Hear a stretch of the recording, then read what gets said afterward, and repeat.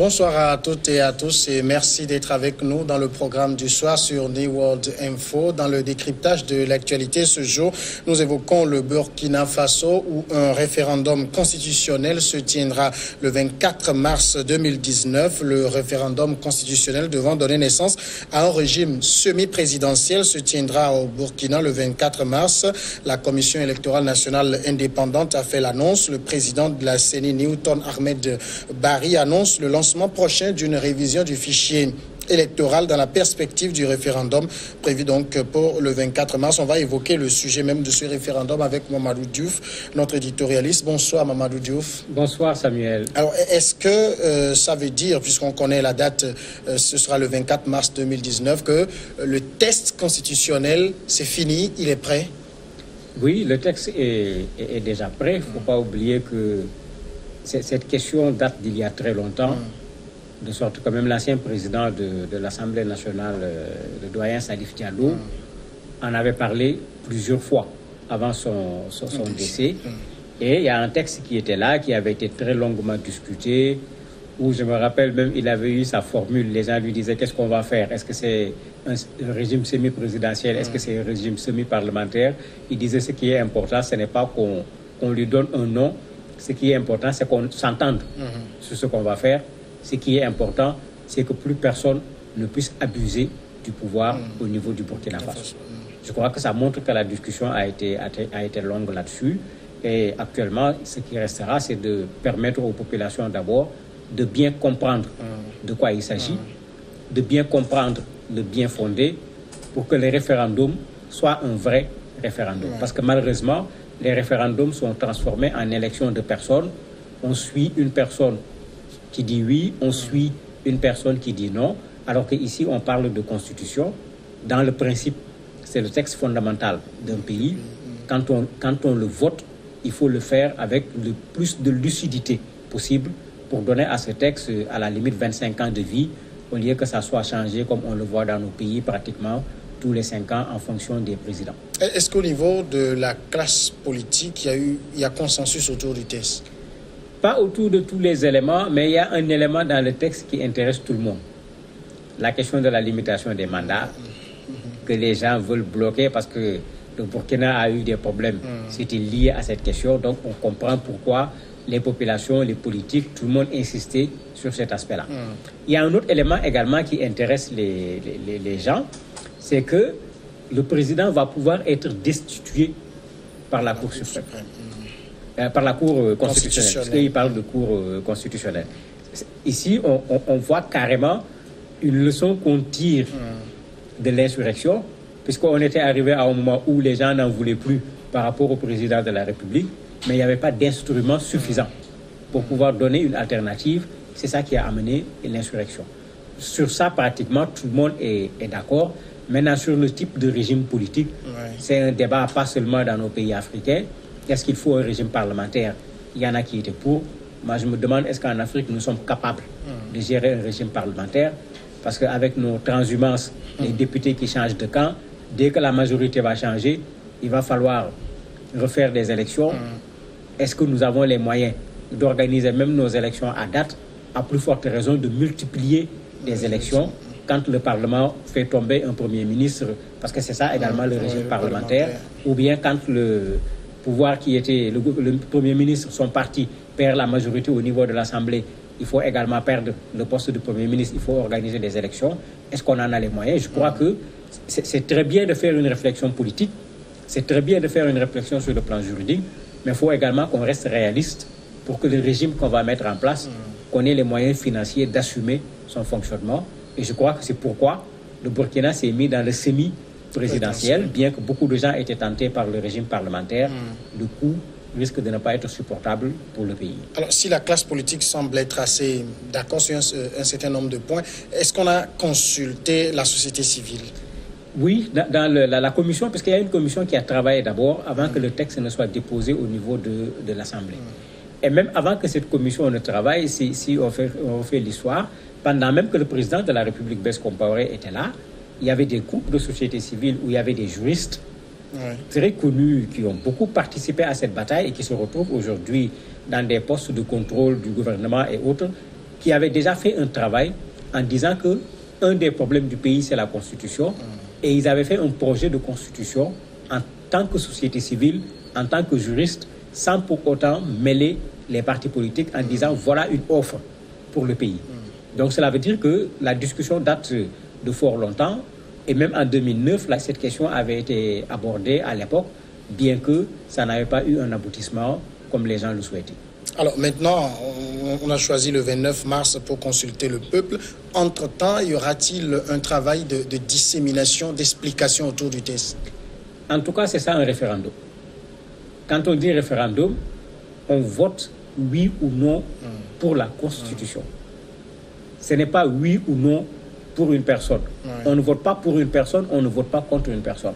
Et je crois que c'est la première chose qui doit être clarifiée au niveau des populations pour que les gens prennent la peine de prendre possession du texte avant de dire oui ou de dire non. Parce qu'en principe, celui qui dit oui, celui qui dit non, il sait pourquoi il dit oui, il sait pourquoi il dit non. Maintenant, la difficulté, comment faire avec nos pays où le français n'est pas la langue de tout le monde, surtout quand c'est des juristes qui écrivent leurs textes avec leur façon d'écrire entre les lignes, comment faire pour que dans les langues locales, que les populations puissent connaître ne serait-ce que les fondamentaux du texte pour savoir si elles sont d'accord ou pas. Il se pose également un autre problème. Le Burkina a une énorme diaspora, pratiquement 11 millions de personnes. Il va falloir également que ces gens s'impliquent parce que dans les nouveaux éléments dans la Constitution, la diaspora va pouvoir participer déjà au référendum et participer aux élections présidentielles et législatives qui s'annoncent. Il faudrait également que ce travail soit fait au niveau de la diaspora, que les gens comprennent de quoi il s'agit pour pouvoir donner leur avis, parce que 11 millions quand même, ce n'est pas une petite population. Il est bon de pouvoir entendre leur avis face à la charte fondamentale qui gère le pays auquel ils appartiennent tous. Alors, la Constitution, enfin, la nouvelle, si éventuellement elle est adoptée, fera passer le Burkina de la 4e à la 5e République. Mais est-ce que le test tient compte des réalités politiques, historiques, etc. du Burkina, ou bien c'est encore un modèle français qu'on a calqué? Je crois que le texte tient compte des réalités, puisque si vous regardez lors de la visite du président français Macron au Burkina, on a bien senti cette contestation au Burkina. L'élan révolutionnaire de Sankara n'a jamais quitté le Burkina. Cet élan s'était un peu tu du temps de Blaise Compaoré parce qu'on ne voulait plus en entendre parler, mais tout le monde a vu à la chute du président Blaise Compaoré, c'est comme si c'est Sankara qui a pris le pouvoir. Puisque les photos de Sankara sont ressorties, les chansons sur Sankara, etc. On a ressenti une sorte de retour de Sankara. Donc il y a une sorte d'appropriation qui était réclamée par les populations du Burkina et qu'ils n'avaient pas sous le régime du président Blaise Compaoré qui est là. De sorte que cette constitution est obligée de tenir compte de cela.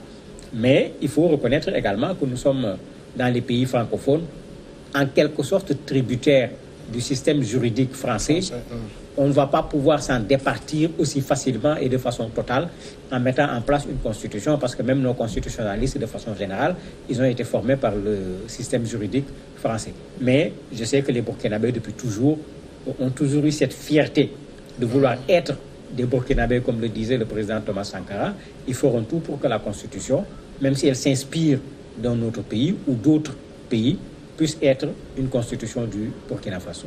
Est-ce qu'il y a le verrouillage nécessaire pour qu'on ne soit plus tenté après de modifier des articles qui soient encore problématiques? Le problème, c'est que même quand on parle de verrouillage, comment verrouiller une constitution de sorte qu'elle ne soit plus modifiée? C'est tout le problème. Parce que souvent, ce que les gens font, on essaie de verrouiller 1, 2, 3 articles en considérant que c'est les textes les plus fondamentaux. Mais puisque c'est l'homme qui le fait, l'homme également peut le défaire. Puisqu'avec le jeu démocratique, avec une majorité au niveau de l'Assemblée dans certains pays, on peut modifier la Constitution au niveau de l'Assemblée quand les textes le permettent, ou bien on la modifie avec le référendum. Donc même quand on dit verrouiller, on a vu beaucoup de pays qui ont verrouillé, mais les verrous ont été enlevés à un certain moment quand quelqu'un a voulu faire autre chose. C'est pourquoi moi je crois qu'il faut qu'on se rappelle ce que le président Obama avait dit. Si nous voulons que nos pays aillent de l'avant, il faut que nous acceptions de mettre en place des institutions qui sont fortes et il faut que nous acceptions également de respecter ces institutions. Il l'avait dit, c'est le président Blaise Compaoré qui était là, qui avait répondu en disant non, il faut des hommes forts. Aujourd'hui, on voit que c'est Obama qui avait raison parce que en mettant en place cette constitution, ce qu'on essaie de faire, c'est de consolider ce caractère institutionnel pour que les gens passent et que l'institution reste.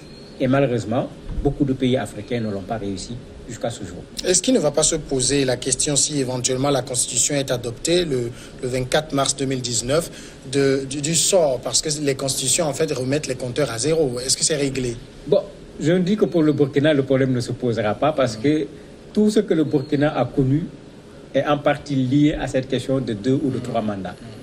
Je crois que les gens ne vont pas perdre du temps dans du juridisme pour dire que le président pourra ou ne pourra pas. Il sera clair qu'après cette réforme de la Constitution, le mandat actuel du président va être compté comme un mandat. S'il a un autre mandat, ça ne sera pas un nouveau premier mandat, mais ça va être en bonne et due forme un second mandat. Est-ce qu'il faut le coucher sur un texte en tant que tel? Il y a une astuce qui avait été discutée, je ne me rappelle plus si cela avait été adopté. Il y en a qui avaient dit un président ne peut pas faire plus de 10 ans. Pour laisser tomber la question de premier ou de deuxième. Quand tu as fait 10 ans, quelle que soit la façon dont tu as fait tes mandats, avec les 10 années, tu ne peux plus être candidat, ce qui revenait à 2 mandats. Je ne me rappelle plus quelle est la formule qui a été choisie finalement, mais je sais que d'un point de vue moral et au niveau de la société burkinabé aujourd'hui, les gens n'accepteront pas qu'on revienne là-bas pour poser un débat de compteur qu'on va remettre à zéro, parce que la Constitution a été tout simplement revue par le référendum. Alors, ce sera le 24 mars 2019, et puis 1 an après les présidentielles, ça va faire un coup énorme aussi. Mais ça va faire un coup énorme, et c'est pourquoi je disais tout à l'heure, quand on discute politique, quand on discute droit, il est bon qu'on pense également à quel portefeuille va prendre en charge ce coup-là. Mais ici, les gens sont pratiquement obligés parce que la Constitution actuelle, elle est la cause des difficultés que le pays rencontre. Tout le monde était contre la Constitution. Au départ de la révolte, les gens ne se battaient pas contre le président de la République, mais c'était contre la Constitution. C'est avec les morts, finalement, que les gens ont changé leur fusil d'épaule en demandant carrément le départ du président de la République. Donc, on ne peut pas laisser cette même Constitution ici, alors qu'elle a été décriée par tout le monde, ce qui fait que, sur ce plan-là, il y a un coût qu'il va falloir payer et ensuite voir, généralement, comme on le fait avec la coopération internationale, comment obtenir des aides pour atténuer le coût par rapport à nos pays, puisque les élections coûtent au bas mot 4 milliards quand il n'y a pas trop de candidats. Avec des candidats, on va à 20, 25, 30 milliards, ce qui est quand même très élevé pour le budget de nos pays. Et puis, les Burkinabés de l'étranger également qui vont voter, mais là, c'est pas gagné. La classe politique ne s'entend pas sur le mode par lequel ces Burkinabés vont pouvoir se faire enregistrer. Oui, il y a un problème actuellement, puisqu'il y a 11 millions de personnes dehors. Il y en a bien sûr qui n'ont pas de pièce d'identité. Mais en général, ils ont ce qu'on appelle la carte consulaire. Donc, ils sont enregistrés au niveau de l'ambassade du Burkina, dans le pays où ils sont, ou dans le pays qui gère le pays où ils sont. Il y a eu une très longue discussion sur cette question, mais il n'y a pas eu de consensus au niveau de la classe politique. La décision qui a été prise et qui a été intégrée au niveau des textes, c'est que la carte consulaire ne sera pas acceptée pour le vote, ni pour le référendum, ni pour les présidentielles, ni pour les législatives. Il va falloir avoir au moins la pièce d'identité ou bien le passeport pour pouvoir se présenter et voter. Et je sais que ça va poser problème parce que certains ont dit qu'on a permis aux Burkinabés de l'étranger de voter, mais en même temps, on les empêche de voter parce que les gens connaissent la réalité. Beaucoup ont leur pièce d'identité qui est périmée parce qu'ils ont quitté le pays depuis longtemps ou bien leur passeport. Ils continuent à fonctionner avec la carte consulaire. S'ils ne peuvent pas voter avec la carte consulaire, s'ils ne peuvent pas s'inscrire sur les listes électorales avec la carte consulaire, ils ne participeront pas aux élections. On est néanmoins sûr qu'avec la nouvelle constitution, le Burkina va retrouver son calme, sa stabilité d'antan. Ce n'est pas évident parce que l'instabilité n'est pas seulement liée à la Constitution. Si c'est sous cet aspect, on peut dire qu'avec la Constitution, cet aspect institutionnel va être réglé. Mais il y a un autre problème. Les gens étaient sortis également parce que la gestion du pays ne leur donnait pas satisfaction. Les gens étaient sortis parce que joindre les deux bouts était devenu difficile. Et sur ce plan-là, il y a encore des difficultés augmentées par le fait que, malheureusement, de plus en plus, on voit les terroristes attaquer les gendarmes, les militaires. Il y en a eu tout récemment encore, il y a quelques jours. Ce qui veut dire qu'une bonne partie du budget va être orientée vers la défense, alors que nos budgets, même quand il n'y a pas de guerre dans nos pays, ont du mal à permettre à nos États de satisfaire les besoins sur le plan social. Mamadou Diouf, merci d'avoir répondu à nos questions. C'est moi qui vous remercie. Et nous observons la pause et après l'invité de ce soir.